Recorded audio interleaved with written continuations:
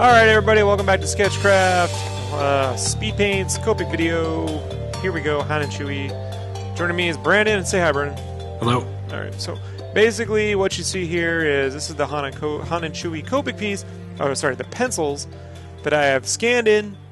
Pencil inks. I've scanned in. I've turned a shade of purplish pink or whatever. I tend to like to tint the lines.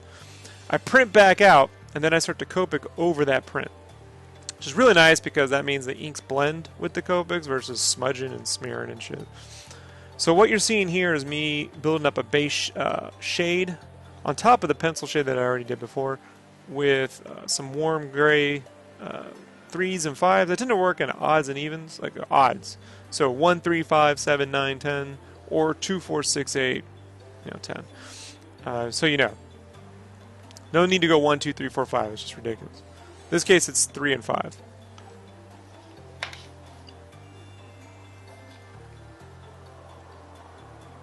And that's that right over there. Brandon, any questions about this process? So basically, you stick to like a 3 to a 5 because if you go like a 2 to a 3, there's not much difference, right? You're just wasting ink. Actually, it's just going to saturate the page. And you're just wasting Copic ink. There's no point. There's not enough difference for it to matter. Right. And eventually, it'll just start to like bleed out or something. It'll get all wet and it won't matter.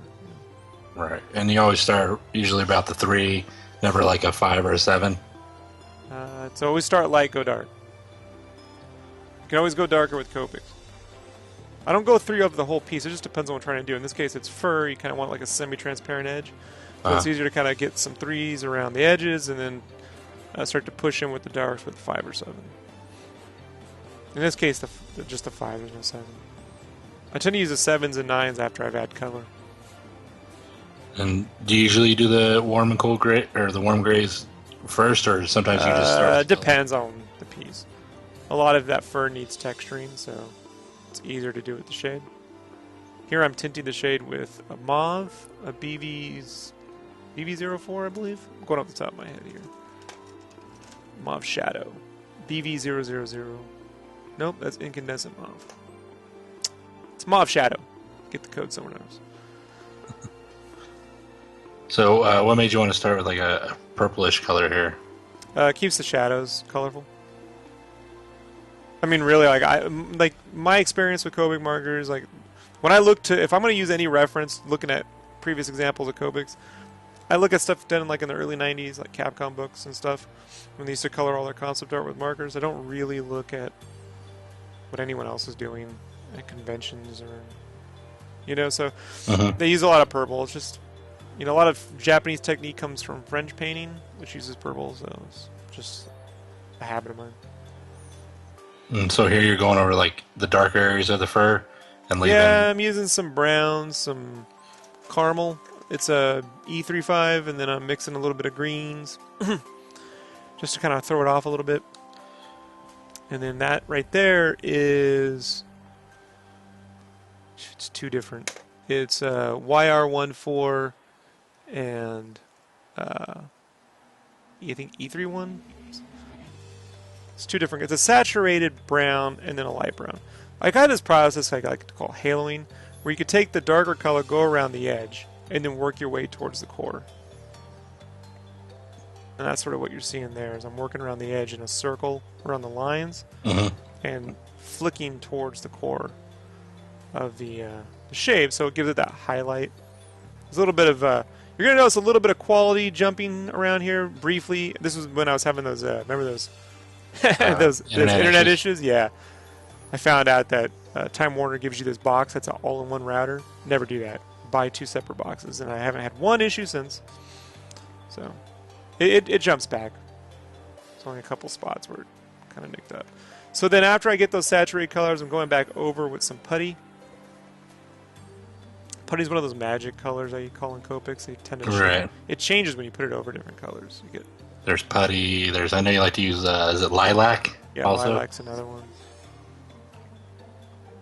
So what I'm trying to do is just build up little tufts of fur on him.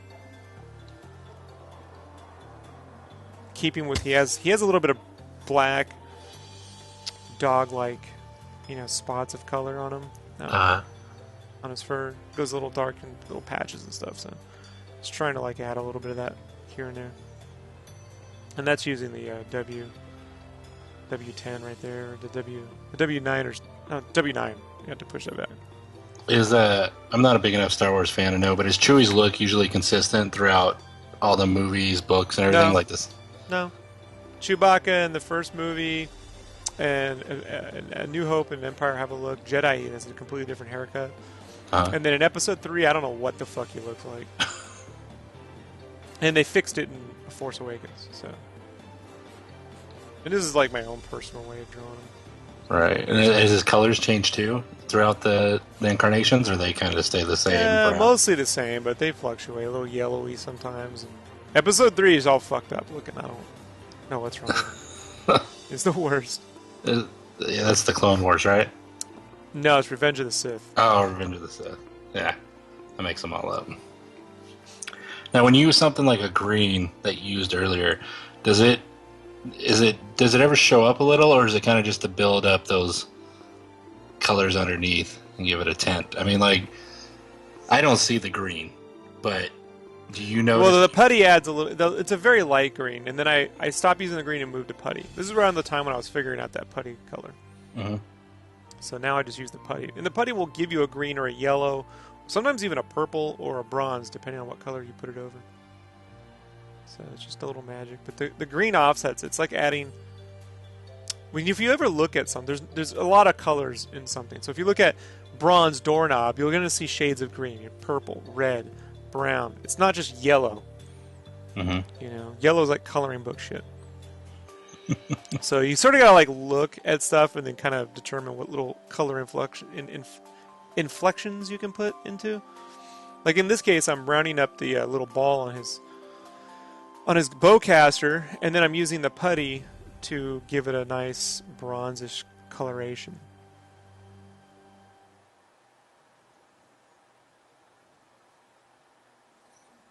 I think I remember recording with you on this, and you were saying you had to make sure the bowcaster is pretty accurate, because people will get on you about it.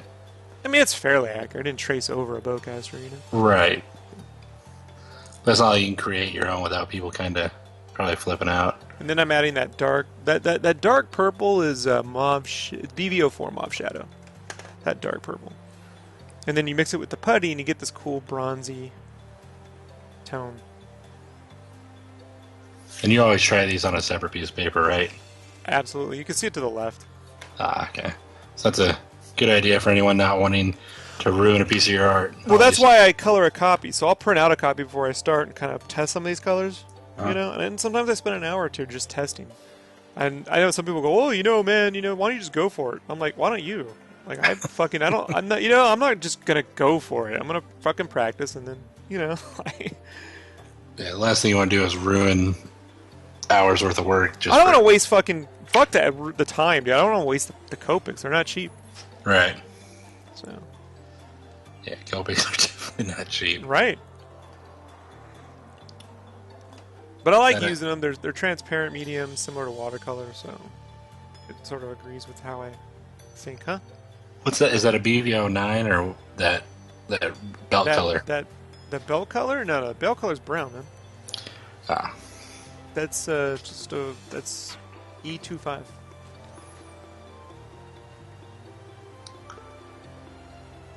And then I'm mixing a little bit of cool grays. That's a good thing to do. It's like if you're going to use grays, use the warm grays on your characters, and then metallic objects and weapons and rooftops, you can use cool grays. That way the characters will pop out against one another. That's actually why you see so many people when they do like commissions at cons, they just use the cool grays. Uh-huh. And you'll see like all the characters will be warm and the backgrounds will be cool, or their weapons will be, you know, the cooler colors, so they pop out. I personally prefer color, so I do it the hard way, right? The not so productive the not so productive way of just can't help myself.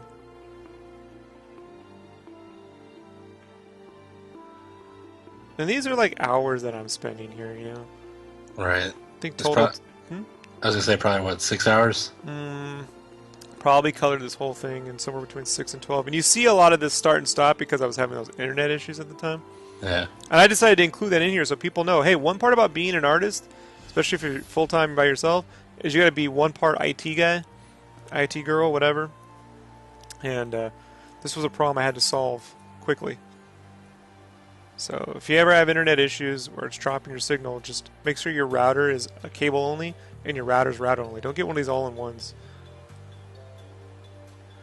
Yeah, being a full-time artist isn't just doing the art. You gotta deal with internet, you gotta deal with marketing, you gotta deal with everything that goes along with it. Because if your internet goes down, you can't promote your art, you can't show people anything. Right. So here I'm really darkening things up with just the W9s, the W10s. And you know, shadows help contrast. So you just put a little bit of shadow behind something and it pops that light stuff forward. That's the real way to think about it. I call it pushing back, you know? It's like you're pushing the art back in spots. To make other things pop. Yeah, and I think a lot of people, when they paint or they color, they're thinking more of an opaque medium like acrylic or oil where you build highlights. Everything's dark and you build highlights up. You know, but when you're working with a transparent medium like watercolor or Copic markers, you start light and you push back with the darks. It's just different. And now I'm using that lilac color around the edges to add some saturation. And remember, Copic markers are wet, so they do dry. And once they dry, especially on this paper, I use B marker paper, you can build up layers of Copic texture on top. Because the paper, I don't know, it's magical. So you get all these cool strokes and inflection. It's like stop. I'm leaving it in, folks, because this was a really hard time to work. Now imagine, in between all this, I'm fighting IT issues, and I'm coloring this shit, you know? I feel the anger inside right now, just remembering it. Like, I even brought Time Warner out, and they're like, well, we don't know. We can run a thing, or we'll have to talk. They were going to try to talk to the complex to install a whole new, you know, internet thing. And I'm like, this is ridiculous. And then I found it's just their fucking router. Liars. Yeah. So you can see how I'm adding more contrast in his face and around the edges. It'll get dark in spots, but I'm also going to use white highlights at the end to pop stuff back out. So around the edges and around the areas, you know, the under the bright spots, you can put all these darks. Then it'll go fucked up quality, and then it will come back. You'll see. Boom. So this was an interesting time. Interesting time. That's why people are like, how come you never put in the speed video for the Han and Chewie? I'm like, you know what, that just angered me. That whole year, that whole now I'm starting on Han's skin. So I'm jumping between E31, YR00, and EO2. These are just three. They're just different skin tone colors. The E31's more of a brownish color, which gives them that like dirty kind of face. The EO2 has a little bit of those pinks in there, so it gives them a little bit of those, you know, pinkish skin highlights. Same with the YR00. So I'm sort of jumping between some of those saturated little pinks and then those browns. So you got a youthful skin, but it's still got some smudge and dirt on him because, despite what the prequels tell you, it is a used universe. And you see that Sketchcraft logo every time because I was using Google Hangouts, and every time you start and stop Google Hangouts, it shows you a little, yeah. So you're going to see it here. I'll edit a few of them out, folks, so you don't have to keep looking at it. But you see that, Brandon? We'll be right back. It's the best. Yeah. That's how you know it's an older video when we were using Google Hangouts. Mm-hmm. Man, I do not miss it whatsoever. No, just wait for it. It'll come. We'll be right back. It's coming back. So in the meantime, Brandon, I should put in the jazz music right here. All right, now we're back. So, right. You're okay. I'm not editing nothing. Here we go. Now we're back into coloring. This is where I had to reset the router and all that shit. So I'm adding some purples into his coat, and then I'll layer that with darks. So it's not going to be purple. It's just they're going to dry and it won't be as saturated. And you'll see I'll put those little blacks, the C7. I'm using the C7 on his coat so it contrasts with the warm grays. And you can see how it goes to black, but then around the edges where I'm flicking, you still maintain those colors, you know? Mm-hmm. I still have this art. Like it's just as vibrant today as it was like 2 years ago.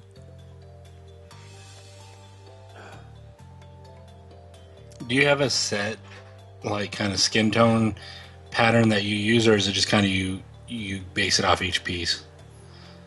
Like, did you know going into the Han Solo piece? No, each piece. I'm always changing stuff around. I mean, it's a lot of the same colors. EO2, E31, YER00, you know, E11. It just depends, like, the layering of it. Like, how cartoony do you want it to be, and then how, like, you know, gritty. If I wanted more gritty, I'd probably just use more more warm grays. You know? So. But my style is not very realistic. It's more like Capcom, you know, concept art from... Like, if you want to see, like, the stuff I look at, just go open up the Art of the Darkstalkers book and skip anything that was made in the last 10 years. Just go back to 92 to 94. It's the stuff I like, man. You know? Matter of fact, I'm even going to practice with some of those techniques. Like, a lot of their sketches were pencil, and then they just photocopied them. And I like that look, so I'll be going to do some of that soon. And you can see the hair. I'm adding that little dark in the front. People like to... I do get comments on DeviantArt a lot. It's not Harrison Ford. I'm like, right, but it's still Han Solo. And what I'm going to laugh is when they make this Han Solo movie, and people, you know, whoever plays him, if he does a good job, 10 years after that, they won't, you know what? They're going to be like, I remember that new guy is Han Solo. And it'd be funny if the new guy looks like my drawing. Like, and I'll get comments, great job on the new guy, you know? Right. How'd you do the concept art before it came out? Right. But they won't look at the dates. I get that shit a lot, too. Like, when I did that, the Black Spider-Man design in 2009, people go, that's Miles Morales. And I'm like, I did this. Look at the date, asshole. You know, oh, you know? It's like 2 years before he came out. Does he wear these gloves in the movie? Yes. I like them. Did you ask me that question before? Probably. You keep forgetting. Or I'm re-saying it for the podcast. I like them. I probably liked them before, and I like them still. Thanks, Mr. Poopy Butthole. It's another mega potato. Start adding a little bit of those little light. That's actually it's not lilac. What is that? That's VO1 Heath. It's another one of my little magic colors.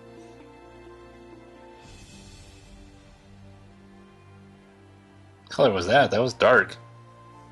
With the one on top? It's C7.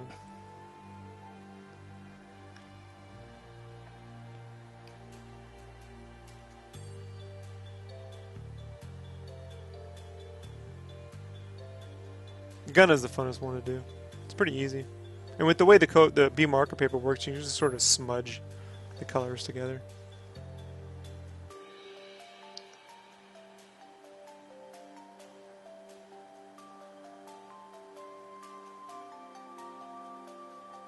And then after those Copics dry, you just take some more darks and push certain things back and create some more texture. Do you ever, looking back at these, that, you know, the ones that you've done a long time ago, do you ever look and go like, oh, I should have done this, that, or do you just think it goes... No, I look at the drawing and go, I could have drawn this way or that way. I think the marker rendering is good. Well, it's good enough. I don't really... You know what I mean? I'm like, I'm not trying to be fucking Alex Ross here, you know? Like, it's good enough. But no, I look at the drawings. I'm like, I could have spent more time with this or come up with that. Or,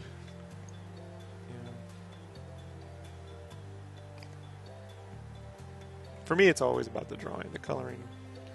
Sorry, folks, it's easier to be a colorist than it is an illustrator. So, just saying.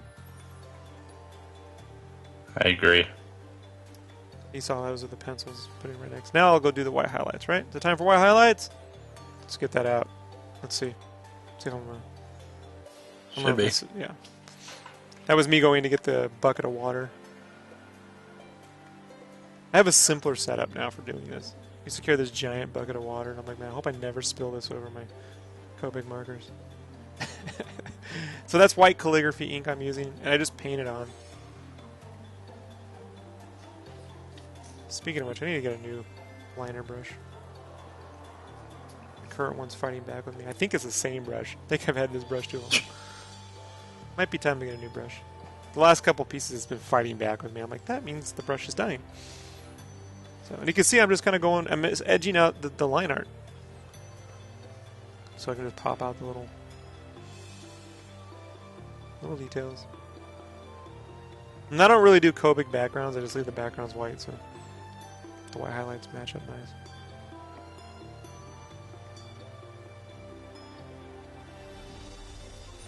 Do you usually know where you're going to go with the white highlights before Yeah, well, I can you... see the lines, so.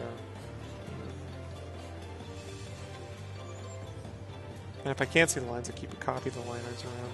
I can go, oh, those lines were there. Right, so you already know what you're wanting to push forward and such. Yeah, the line art's already there, so I'm just following that. So. Do you ever feel like you use too much of the white, or not enough? No, but I have when I was doing the saucies way back when. Remember, like the Final Fantasy 13 piece, one of these giant things of white. I probably could have used less in certain spots here, but I mean, whatever. I know not enough for anyone to fucking tell me, you know, put it that way. Now I use a little less, but no one's mentioned it, you know. So until now. Well, the average person only watches 5 minutes of a video, so they probably won't even get to this part.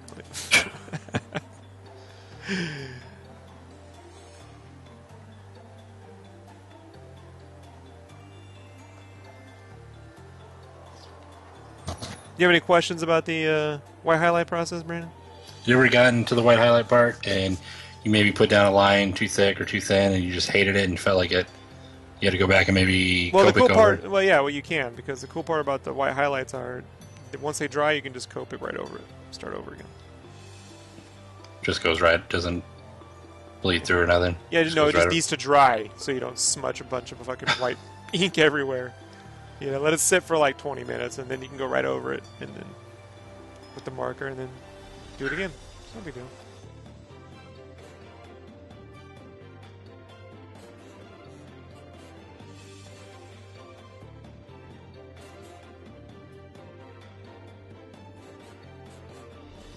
Alright, so that's about that, folks. If you have any questions, leave the comments below. Brendan, where can we find you on the internet? You can find me on Instagram or Twitter at LeadHeavy. And hashtag Make a Potato. As always, you can follow me at Sketchcraft.com or Robert at Sketchcraft on Instagram, Twitter, Facebook, all that good stuff. We will see you on the next Sketchcraft Speed Paints.